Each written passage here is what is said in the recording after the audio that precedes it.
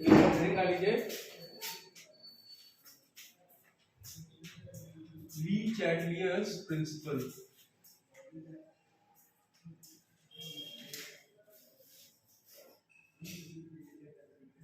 Sir आने की equilibrium भी आ रहा है। आयशा ने बताया मुझे। ठीक है, ली चैटलियर्स प्रिंसिपल।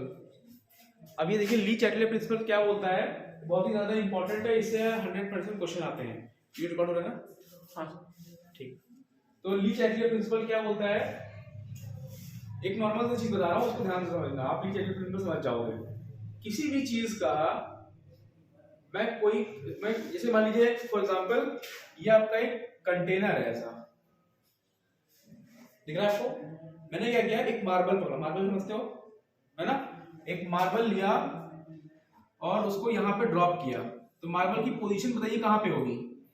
सेंटर में। क्या यहाँ पे नहीं होगी? सेंटर में, अपने आप घूम के यहीं पे आ जाएगा ना, ठीक है।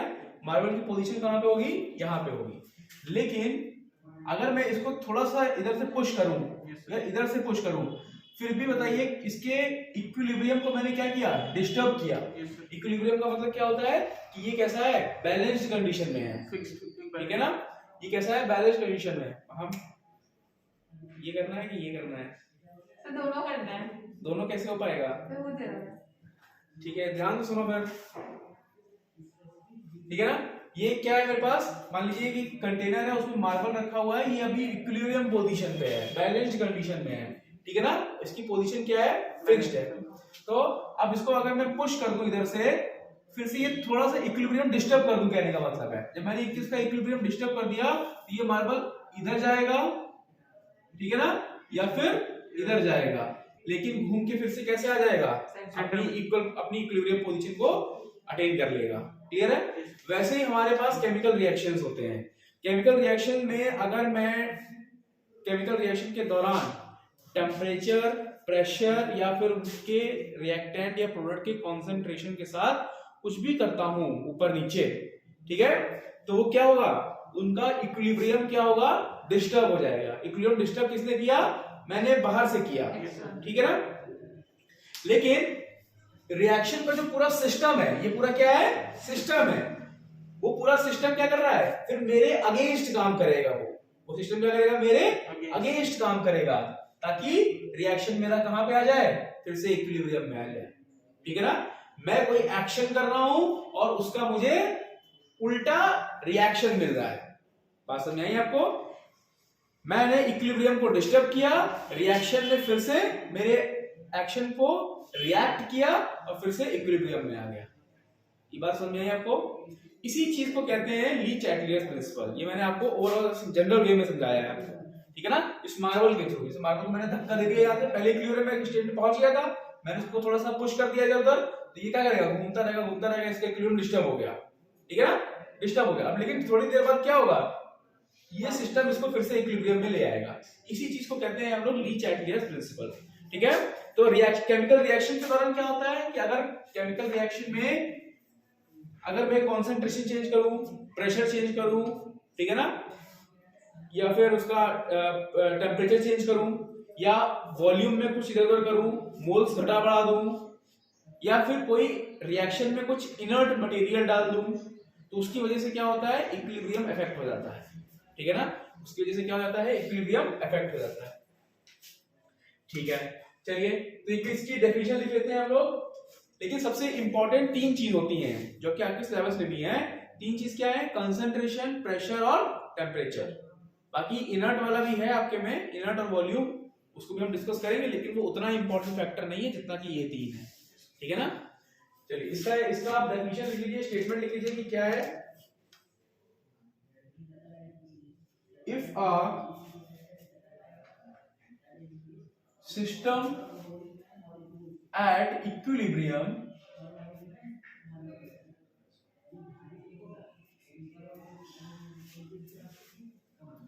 is subjected to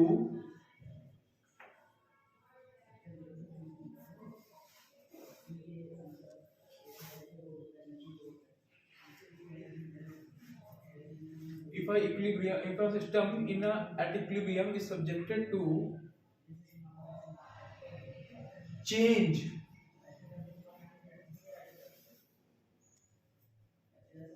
in one or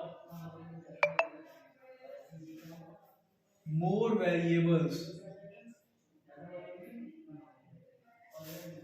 such as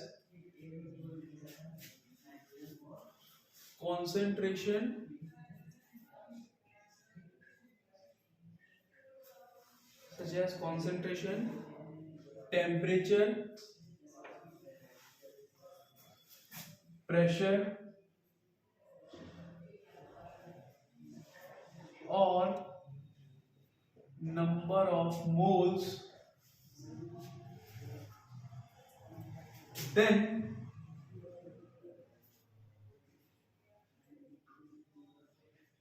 equilibrium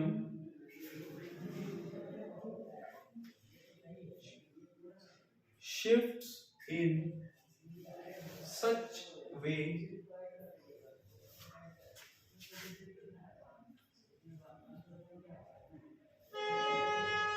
so as to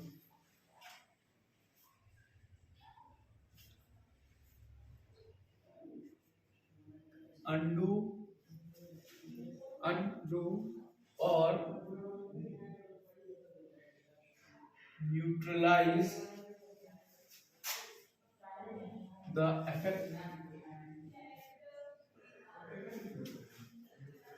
of change। चलिए ठीक है, ये डेफिनेशन, इसका स्टेटमेंट जो आपके बुक के अकॉर्डिंग है, ठीक है ना। क्या बोल रहा है स्टेटमेंट को भी समझ लेते हैं जरा हम लोग कि if a system at equilibrium is subjected to a change in one or more variable.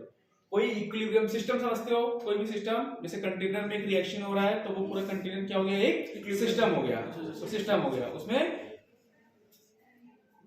और वो सिस्टम जब कब आ जाएगा, इक्विलिब्रियम में आ जाएगा, और change in one or more variable, तब उसमें क्या करूं मैं, किसी एक वेरिएबल में, एक या एक से ज्यादा वेरिएबल्स में अगर मैं कोई चेंज करता हूं, किसमें चेंज कर सकते हैं, कॉन्सेंट्रेशन में, टेम्परेचर में, प्रेशर में, या फिर नंबर ऑफ मोल्स में चेंज करता हूं, then equilibrium shift in such a way. Equilibrium किस तरह से शिफ्ट हो जाता है, इस तरह से शिफ्ट होता है, so as to undo or neutralise the effect of change. फिर इक्विलिब्रियम डिस्टर्ब होता है, डिस्टर्ब होने के बाद वो इस तरह से शिफ्ट होता है कि वो जो चेंज हुआ था उसको फिर से वो न्यूट्रलाइज कर देता है। क्लियर है ये चीज, वही डेफिनेशन लिखा हुआ है, वही ली-चैटलियर प्रिंसिपल कहता है, ठीक है ना। अब इसके बारे में हम क्या पढ़ेंगे, एक एक करके इफेक्ट पढ़ेंगे कि टेम्परेचर का इफेक्ट क्या होता है, ठीक है, फिर उसके बाद प्रेशर का इफेक्ट क्या होता है, कंसंट्रेशन का इफेक्ट क्या होता है। तो सबसे पहले हेडिंग डाल लीजिए effect of concentration, effect of concentration.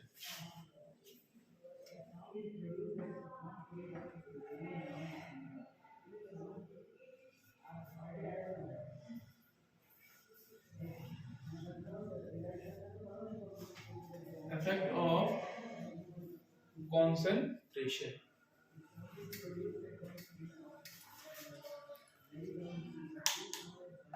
चलिए जैसे मान लीजिए ली-चैटलियर प्रिंसिपल पता है कहां पे यूज आता है, प्रैक्टिकली यूज आता है इंडस्ट्रियल एरियाज में। जैसे मान लीजिए आपको क्या प्रोड्यूस करना है, अमोनिया प्रोड्यूस करना है बहुत सारा, एक कंट्रोल्ड वे में, ठीक है ना, एक कंट्रोल्ड वे में क्या करना है, अमोनिया प्रोड्यूस करना है, ठीक है। तो हम H2 मिलाते हैं, N2 मिलाते हैं और 3 पार्ट्स ऑफ H2 मिलाते हैं, फिर क्या बनता है, 2NH3 फॉर्म होता है, ठीक है ना। तो अब ये रिएक्शन को वहां पे इंडस्ट्री में जो होता है, जब मैन्युफैक्चर करते हैं तो ये कंट्रोल्ड वे में करना चाहिए।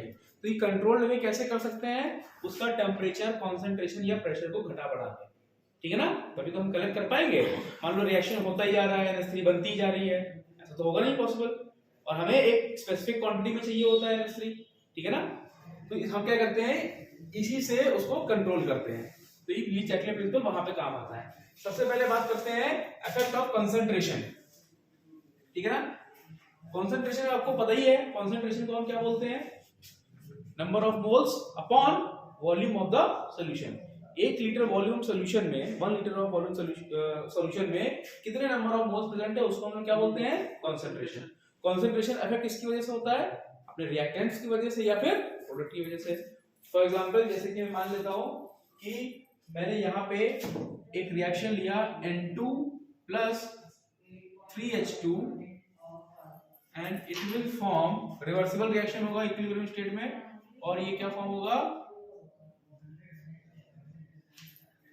2NH3, हेबर्स प्रोसेस बोलते हैं ना इसको लोग, ठीक है ना, 2NH3, और सारे के सारे ये कैसे हैं, गैसियस स्टेट में है, ठीक है, सारे के सारे कैसे हैं, गैसियस स्टेट में है। चलिए अगर मैं बात करूं,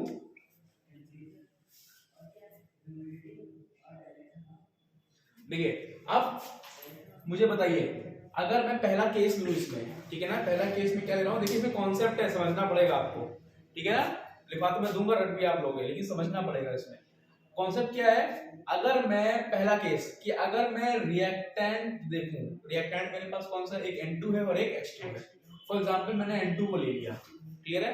अगर मैं मान लीजिए रिएक्टेंट के कॉन्सेंट्रेशन को बढ़ाता हूं, रिएक्टेंट के कॉन्सेंट्रेशन को क्या करता हूं, बढ़ाता हूं, मैं खुद बढ़ा रहा हूं, मैंने N2 और डालता गया, N2 का कॉन्सेंट्रेशन क्या हो रहा है, बढ़ रहा है, रिएक्टेंट में बढ़ रहा है, ठीक है ना। तो मैंने N2 के कॉन्सेंट्रेशन को बढ़ाया, लेकिन रिएक्टेंट क्या करेगा, सॉरी ये पूरा सिस्टम क्या करेगा, उसको वापस नॉर्मल करना चाहेगा, ठीक है ना, उसको वापस क्या करना चाहेगा, नॉर्मल करना चाहेगा, ठीक है ना। तो मान लीजिए कि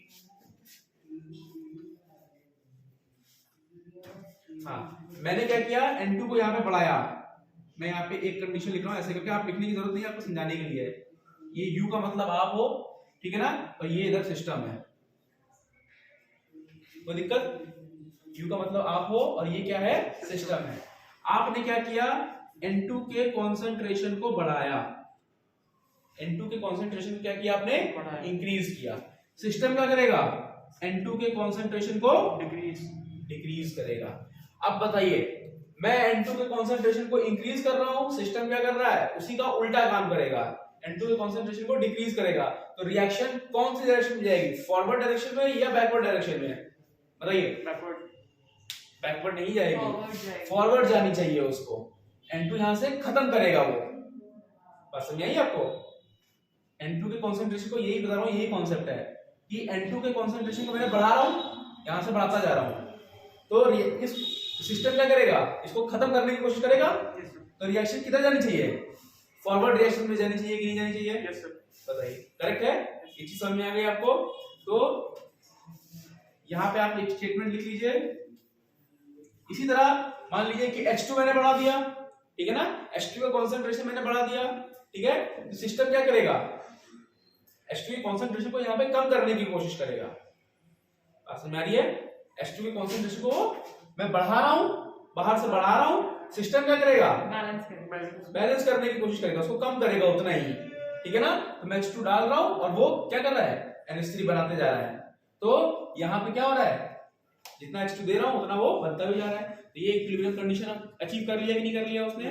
तो इसे हम क्या कहते हैं, इस टाइम पे रिएक्शन कैसा हो रहा है, फॉरवर्ड रिएक्शन हो रहा है, ठीक है ना। तो यहाँ पे मैं एक पॉइंट लिख सकता हूं कि increase in concentration of reactant, increase in concentration of reactant, ठीक है, अगर मैं concentration increase करता हूं reactant की, then ये क्या करता है, shifts equilibrium, shifts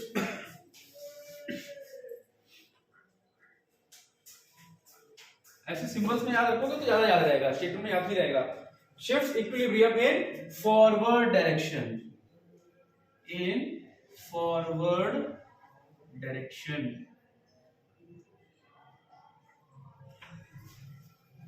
देखिए बात समझ में आई आपको, इसी तरह आपको याद रहेगा, ठीक है। अगर रिएक्टेंट के कॉन्सेंट्रेशन को मैं इंक्रीज करता हूं तो इक्विलिब्रियम क्या करेगा, इक्विलिब्रियम कहां पे शिफ्ट हो जाएगा, वो फॉरवर्ड रिएक्शन की तरफ जाएगा, क्लियर है।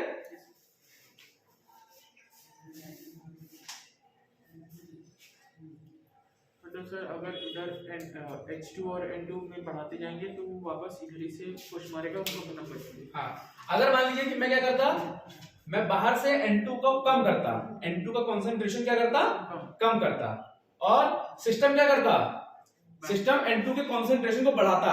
कैसे बढ़ाता, वो रिएक्शन को बैकवर्ड ले जाता, ये NH3 से N2 टूट के बनता रहता। यस सर, समझ गए बात? तो रिएक्शन कैसा हो जाता, बैकवर्ड हो जाता। मतलब अगर इधर घटेगा तो फॉरवर्ड, बैकवर्ड चलेगा, बढ़ेगा तो फॉरवर्ड चलेगा। हाँ, ठीक है ना। तो ये क्या हो रहा है, जब कंसंट्रेशन रिएक्टेंट का इंक्रीज होगा तो इक्विलिब्रियम शिफ्ट होगा फॉरवर्ड डायरेक्शन में। क्लियर है, कोई डाउट इसमें? ठीक है।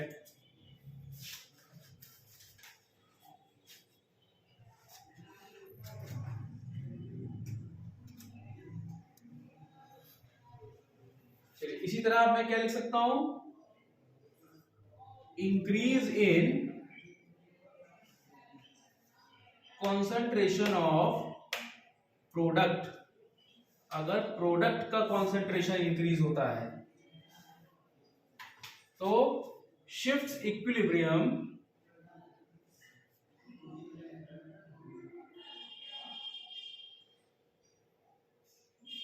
इन बैकवर्ड डायरेक्शन, बैकवर्ड डायरेक्शन। वही चीज हुई ना, बस समझ में आई आपको?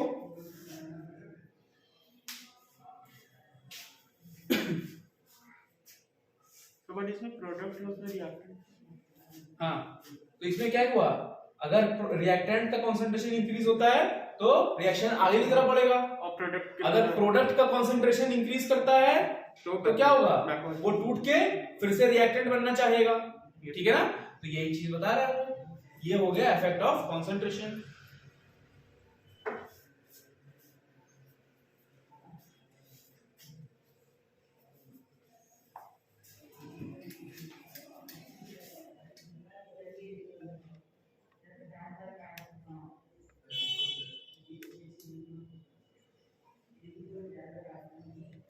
ठीक है, increase in the concentration of product, equilibrium shift करेगा बैकवर्ड डायरेक्शन में।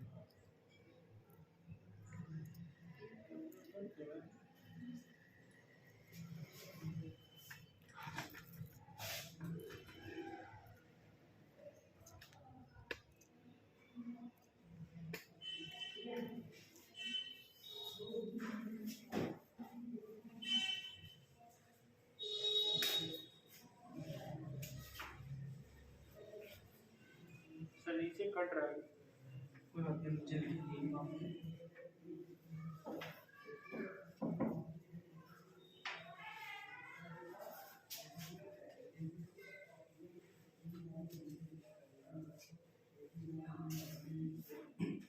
चलिए, अब आ जाते हैं किस पे हम लोग, इफेक्ट ऑफ टेम्परेचर पे।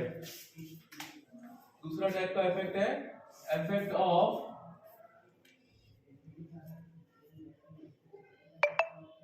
टेम्परेचर।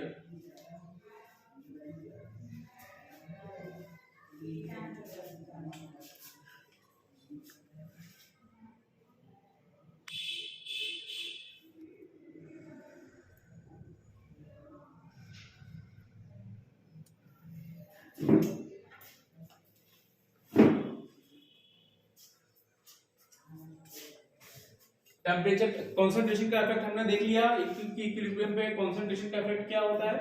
अब हमको क्या देखना है, टेम्परेचर का जरा इफेक्ट देखना है। तो टेम्परेचर का इफेक्ट जो होता है वो किस पे डिपेंड करता है, it depends upon whether the reaction is exothermic, whether the reaction is exothermic or endothermic। ठीक है, टेम्परेचर पे इक्विलिब्रियम कब डिपेंड करता है, whether the reaction is exothermic और endothermic। अब हम जरा बताइए मुझे कि एक्सोथर्मिक का मतलब क्या होता है। Energy release. हाँ, हीट रिलीज्ड, ठीक है ना। हीट रिलीज समझ में आ रहा है क्वेश्चन को? जितना क्लास में पढ़ा चाहिए ना समझा रहता था। अच्छा, तो ये क्या होता है, it depends upon the whether the reaction is exothermic और एंडोथर्मिक। यहाँ पे क्या हो रहा है, एक्सोथर्मिक का मतलब होता है हीट रिलीज्ड और एंडोथर्मिक का होता है मतलब हीट एब्सॉर्ब, करेक्ट। तो यहाँ पे क्या होगा, अगर मान लीजिए मेरे पास कोई केमिकल रिएक्शन है, अगर उसमें हीट रिलीज हो रही है, ठीक है ना, अगर उसमें कोई हीट रिलीज हो रही है, रिलीज होने का मतलब क्या है कि heat as a product form हो रही है। क्या हो रहा है, heat as a product form हो रही है। मान लीजिए N2 plus H2 है ना, 3H2, और ये एक रिवर्सिबल रिएक्शन है, और यहाँ पे क्या फॉर्म हो रहा है, 2NH3 प्लस हीट फॉर्म हो रही है, ठीक है। तो ये हीट क्या फॉर्म हो रहा है, एज अ प्रोडक्ट फॉर्म हो रहा है, ठीक है ना।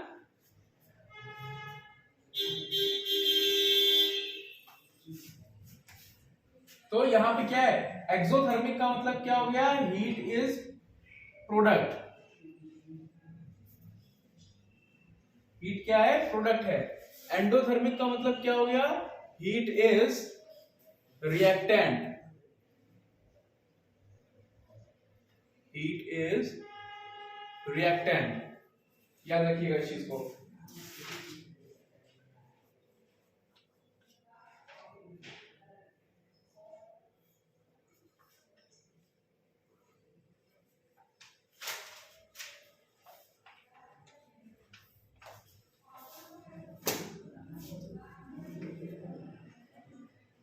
समझ में ये बात?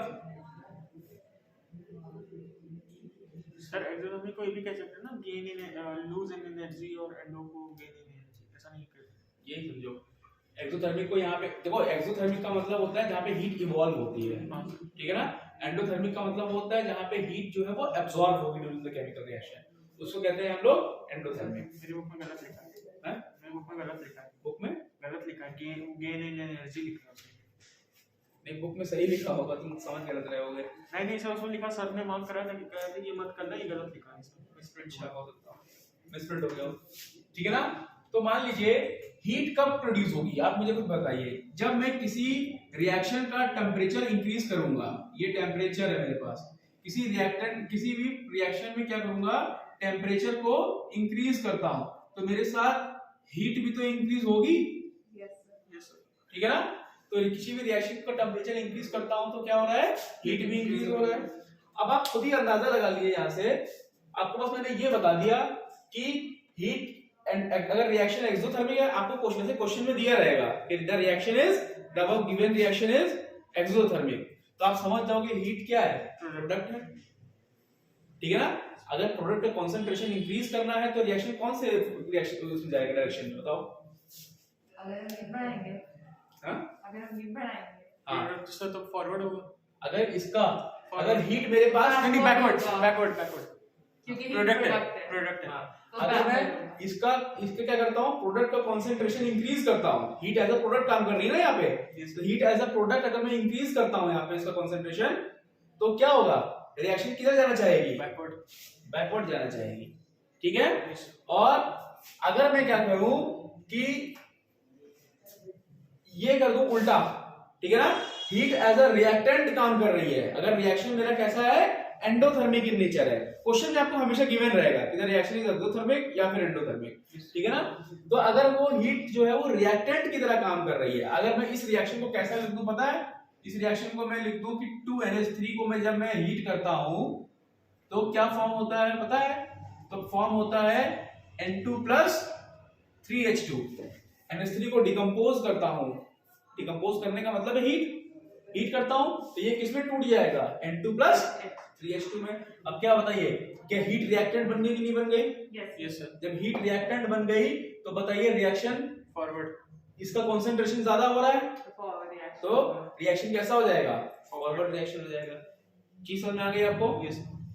बस यहाँ पे आपको ये ध्यान रखना है कि टेम्परेचर आप इंक्रीज करोगे तो हीट भी इंक्रीज होगी, टेम्परेचर डिक्रीज करोगे तो हीट भी डिक्रीज होगी, क्लियर है। यस टेम्परेचर पे बस ये दो चीज याद रखना है कि डिपेंड करता है कि whether the reaction is exothermic और एंडोथर्मिक, हीट प्रोडक्ट बन गया तब भी आपको पता है, और हीट रिएक्टेंट बन गया तब भी आपको कंडीशन पता है। Temperature heat cell directly proportional है इसमें। हाँ ठीक है ना, कोई प्रॉब्लम इसमें? No sir. स्टेटमेंट इतना लिख दूंगा तो समझ में आ जाएगा ना। Yes sir. बस इस चीज को ध्यान रखना हमेशा। तो याद रहेगा तो हाँ प्रोडक्ट दिखा तो बैकवर्ड फॉरवर्ड रिएक्टेंट हुआ, प्रोडक्ट दिखा बैकवर्ड रिएक्टेंट।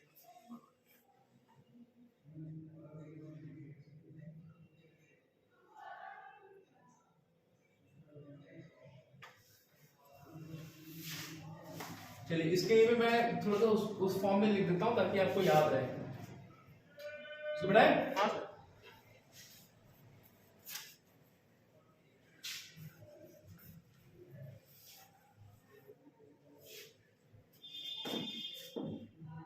इस तरह से इसको भी लिख लो कि increase in temperature of system. अगर किसी सिस्टम का टेम्परेचर क्या करोगे, इंक्रीज करते हो, और रिएक्शन अगर मेरे पास कैसा है, अगर एंडोथर्मिक है, रिएक्शन कैसा है, एंडोथर्मिक है, तो रिएक्शन हमेशा फॉरवर्ड रिएक्शन होगा। इस तरह से आपको याद रहेगा, रिएक्शन हमेशा कैसा रहेगा, फॉरवर्ड रिएक्शन रहेगा। ठीक है ना। एंडोथर्मिक में क्या होता है, हीट एज ए रिएक्टेंट काम करती है कि नहीं करती है, तो रिएक्शन कैसा हो जाएगा, फॉरवर्ड। और एंडोथर्मिक में मैं क्या कर रहा हूँ, हीट एज ए रिएक्टेंट है, रिएक्टेंट को मैं इंक्रीज कर रहा हूँ, टेम्परेचर वहां पे इंक्रीज कर रहा हूँ, तो हीट भी इंक्रीज होगी, हीट इंक्रीज हो रही है तो मतलब रिएक्टेंट इंक्रीज हो रहा है, रिएक्टेंट इंक्रीज हो रहा है तो वो फॉरवर्ड रिएक्शन कहलाएगा। यहां पे क्या है, अगर हीट, अगर मैं टेम्परेचर को इंक्रीज कर रहा हूं during an exothermic reaction, exothermic reaction, ठीक है ना, तो यहां पे क्या हो जाएगा, बैकवर्ड रिएक्शन। यहां पे क्या होगा, बैकवर्ड रिएक्शन। क्या ये पॉइंट समझ में आ रहा है इस तरह आपको, बताइए। Yes, sir. इस तरह से पॉइंट लिखा हुआ समझ में आ रहा है। Yes sir. अगर मैं किसी सिस्टम में टेम्परेचर को इंक्रीज करता हूं, ध्यान से सुन लीजिए, अगर मैं किसी सिस्टम में क्या करता हूं, टेम्परेचर को इंक्रीज करता हूं, क्लियर है, तो क्या होगा, और रिएक्शन मेरा कैसा है, एक्सोथर्मिक इन नेचर है, हीट, इसका मतलब है हीट कैसी हो रही है, प्रोडक्ट के फॉर्म में आ रही है, तो क्या होना चाहिए, हीट को न्यूट्रलाइज करने के लिए कौन आएगा, बैकवर्ड रिएक्शन होने लगेगा। क्लियर, ठीक है। अब इसी तरह यहां पे लिख लीजिए कि decrease in temperature of system, ठीक है ना, हमने सिस्टम का जो टेम्परेचर है वो क्या कर दिया, डिक्रीज कर दिया, और पहला कंडीशन था कि रिएक्शन मेरा कैसा है, एंडोथर्मिक है, ठीक है ना। अब जरा देखिए यहां पे,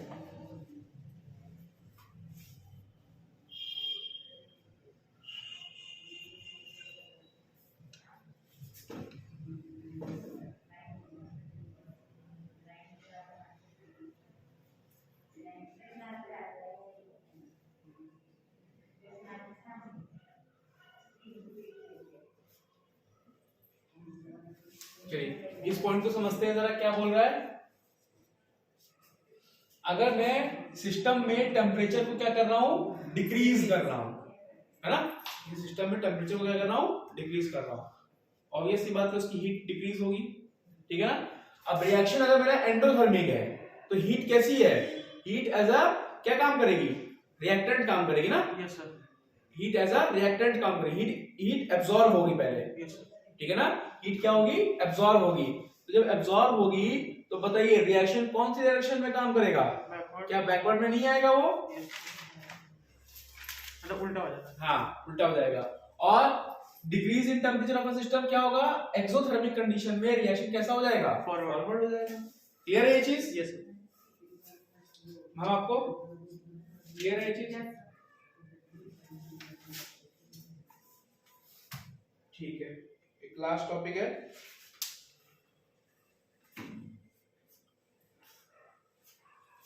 रब करें इसको। Yes sir.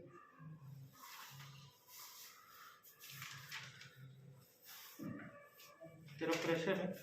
हाँ, तीसरा एलिमेंट डाल लीजिए, effect of pressure.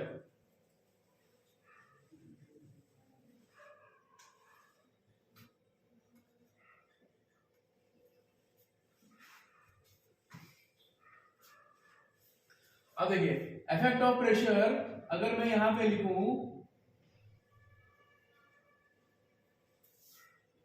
From ideal gas equation, एक आइडियल गैस इक्वेशन होती है जिसको हम लोग बोलते हैं PV इज टू nRT। पढ़ा है आप लोगों ने? Yes sir. PV is to nRT, ठीक है ना। अगर मैं बोलूं कि यहाँ पे वॉल्यूम जो है वो कांस्टेंट है, R जो है कांस्टेंट है और टेम्परेचर जो है वो कांस्टेंट है, मतलब 111 है, ठीक है ना। तो क्या मुझे बताइए, ये वाला प्रेशर इस वाले नंबर ऑफ मोल से, n क्या है, नंबर ऑफ मोल्स, क्या ये डायरेक्टली प्रोपोर्शनल नहीं है? Yes sir. ठीक है ना। अगर मैं प्रेशर बढ़ाता हूं तो, या अगर मैं नंबर ऑफ मोल्स बढ़ाता हूं तो प्रेशर भी बढ़ेगा, अगर नंबर ऑफ मोल्स को मैं घटाता हूं तो प्रेशर भी घटेगा, ठीक है ना। अब यहाँ पर रिएक्शन आप नहीं पता कर सकते हो कि फॉरवर्ड है कि बैकवर्ड है, लेकिन यहाँ पे हमको ये पता है कि जिस तरफ, चाहे रिएक्टेंट की तरफ चाहे प्रोडक्ट की तरफ, जिस तरफ नंबर ऑफ मोल्स बढ़ रहे होंगे उस तरफ प्रेशर बढ़ जाएगा, ठीक है ना। जिस तरफ नंबर ऑफ मोल्स बढ़ रहे होंगे उस तरफ प्रेशर बढ़ जाएगा, और जिस तरफ नंबर ऑफ मोल्स घट रहे होंगे उस तरफ प्रेशर डिक्रीज हो जाएगा। सर इसमें T का क्या होता है? T और R?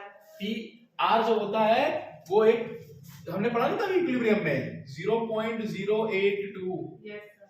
ये होता है T होता है टेम्परेचर, ठीक है। अगर टेम्परेचर, ये आइडियल गैस कांस्टेंट होता है R। सर अगर टेम्परेचर इंक्रीज होगा तो प्रेशर भी इंक्रीज होगा, क्योंकि वो भी डायरेक्टली प्रोपोर्शनल है। हाँ टेम्परेचर होगा, लेकिन टेम्परेचर हर कंडीशन में कांस्टेंट मान के चलते हैं, ठीक है ना। किसी पर्टिकुलर रिएक्शन के लिए टेम्परेचर क्या रहेगा, कांस्टेंट। अगर नहीं टेम्परेचर कांस्टेंट रहता है तब ये फिर वो चेंज हो जाएगा। क्लियर है चीज?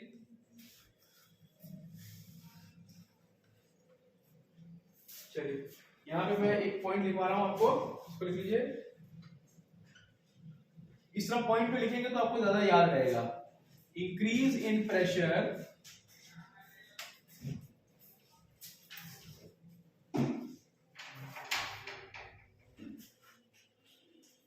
अगर प्रेशर को मैं इंक्रीज करता हूं, reaction will go towards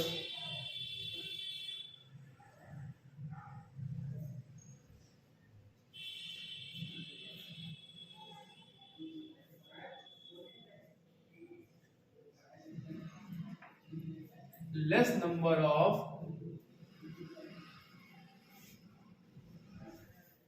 gaseous moles, ठीक है ना।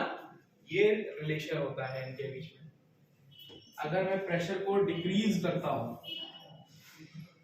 डिक्रीज इन प्रेशर, अगर प्रेशर को मैं डिक्रीज करता हूं तो reaction will go towards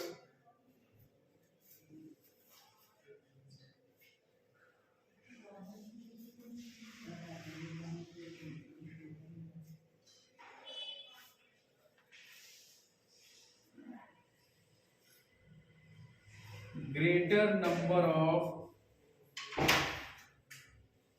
gaseous moles, ठीक है। अब ये दो पॉइंट जो है बहुत ज्यादा इंपॉर्टेंट है।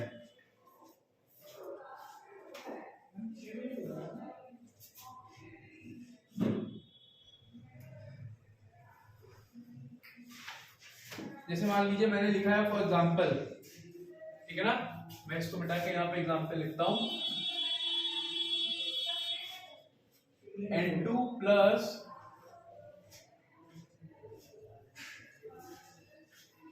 ये बन गया मेरे पास 2NH3, ठीक है।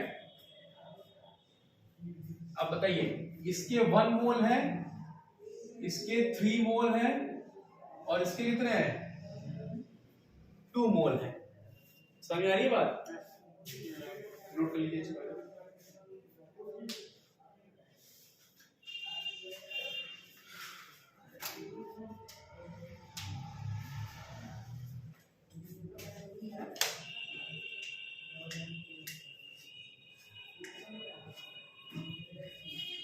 नोट कर लिया?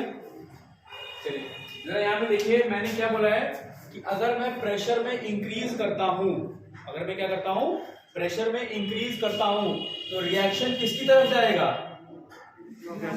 रिएक्शन उसकी तरफ जाएगा, उस डायरेक्शन में जाएगा जिधर लेस नंबर ऑफ मोल्स होंगे। इधर क्या होंगे?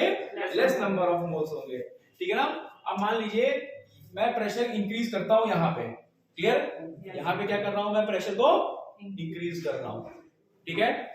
तो बताइए, इस साइड में मैंने प्रेशर को इंक्रीज किया तो रिएक्शन किधर की तरफ जाएगा? इधर मोल्स बढ़ेंगे, प्रेशर बढ़ेगा तो मोल्स बढ़ेंगे। बात समझ में आ रही है? मान लो जैसे मोल्स तो नहीं बढ़ेंगे, लेकिन नंबर ऑफ मोल्स अगर मैं बढ़ाता हूं यहाँ पे, इसके नंबर ऑफ रिएक्टेंट के नंबर ऑफ मोल्स बढ़ा रहा हूं यहाँ पे, तो प्रेशर बढ़ेगा। प्रेशर बढ़ने पे क्या होगा? जब इंक्रीज इन रिएक्शन होगा तो रिएक्शन किधर जाएगा? कम नंबर ऑफ मोल्स की तरफ जाएगा। इधर नंबर ऑफ मोल्स कितने हैं? देखो 4 है, इधर कितने हैं? 2 है, तो रिएक्शन किधर की तरफ जाएगा? इसी रिएक्शन को मैं क्या कर दूं? रिवर्स लिख दूं। इसी रिएक्शन को मैं क्या कर दूं? रिवर्स लिख दूं। डिक्रीज इन प्रेशर, प्रेशर क्या कर दूं मैं? डिक्रीज कर दूं। तो इधर क्या है? 2 मोल्स है और reaction will go towards the किसकी तरफ जाएगा? ग्रेटर नंबर की तरफ जाएगा। तो कैसा हो जाएगा ये? बैकवर्ड की तरफ चला जाएगा कि नहीं चला जाएगा? बताइए, ये रिएक्शन अगर मैं क्या कर दूं? प्रेशर को डिक्रीज कर दूं, तो ये रिएक्शन किधर की तरफ जाएगा? इधर की तरफ आएगा, बैकवर्ड रिएक्शन आएगा, ठीक है ना। NH3 डिकम्पोज होगा और N2 और 3H2 में टूट जाएगा। क्लियर है ये चीज? ये आपका लीच एटले प्रिंसिपल छोटा सा था, जो कि आपका टॉपिक स्कूल्स में पूछा जाता है, आपके एग्जाम्स में भी पूछा जाता है। कोई दिक्कत इसमें?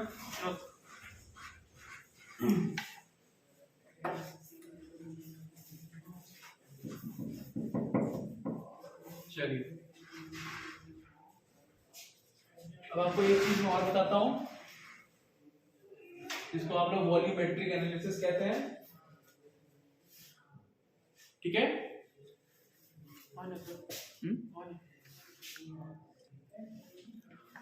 ऊपर हेडिंग डाल लीजिए, volumetric analysis.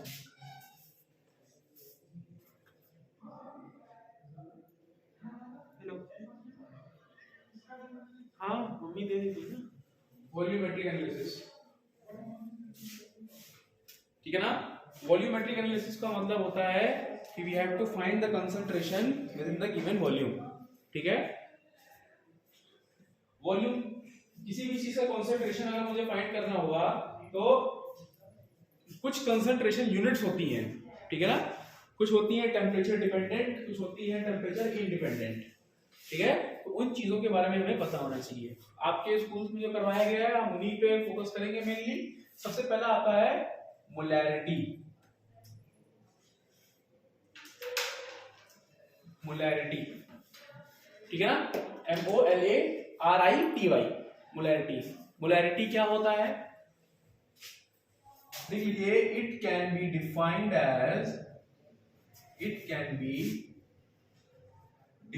As ratio of number of moles of solute to the volume of solution in liters, ठीक है। मोलैरिटी को मैं रिप्रेजेंट कर सकता हूं किससे? कैपिटल M से। मोलैरिटी कैपिटल M, ये क्या हो जाता है? Number of moles of solute, और number of moles of solute को मैं कहता क्या हूं? इसको मैं N से रिप्रेजेंट करता हूं, याद रखिएगा। Number of moles of solute to the volume of solution in litres, ये L का मतलब है लीटर्स। क्लियर है ये चीज? चलिए, अगर मुझे नंबर ऑफ मोल्स निकालना होगा, आपको डायरेक्टली क्वेश्चन में नंबर ऑफ मोल्स कभी भी नहीं दिया रहेगा, ठीक है ना। आपको अगर मोल्स निकालना होगा, आपको हमेशा क्वांटिटी जो एलिमेंट की दी है, कंपाउंड की दी रहेगी, वो ग्राम्स में दी रहेगी।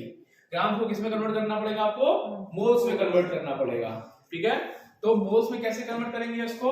अगर मुझे n निकालना होगा, n का मतलब है number of moles, number of moles निकालना होगा। अगर n, ये वाला n निकालना होगा मुझे, अगर तो ये क्या हो जाएगा? गिवन वेट, गिवन वेट को मैं रिप्रेजेंट करता हूं, हर बुक में अलग अलग रिप्रेजेंटेशन होता है ना। मैं जो रिप्रेजेंट करता हूं मुझे जो याद रहता है वो स्मॉल w से याद रहता है। क्लियर? गिवन वेट हो गया, ये क्वेश्चन में आपको दिया रहेगा ग्राम्स में, ठीक है। अपॉन एटॉमिक वेट कह लो या मॉलिक्यूलर वेट भी कह सकते हो। मॉलिक्यूलर वेट, मॉलिक्यूलर वेट को मैं रिप्रेजेंट जो करता हूं वो m नॉट से करता हूं, m नॉट बोलते हैं इसको, ठीक है ना। आपको जैसे याद रखना है याद रख लो, लेकिन मुझे जैसे याद है मैं वैसे बता रहा हूं, क्योंकि बुक में जो क्वेश्चन ये सिंबल दिए होते हैं बड़ा कंफ्यूजिंग से दिए रहते हैं, ठीक है। तो नंबर ऑफ मोल्स क्या हो गया? Given weight upon molecular weight. निकाल पाओगे आप? सॉल्व हो जाएंगे सारे क्वेश्चन इसके। चलिए क्वेश्चन करते हैं जरा इसका।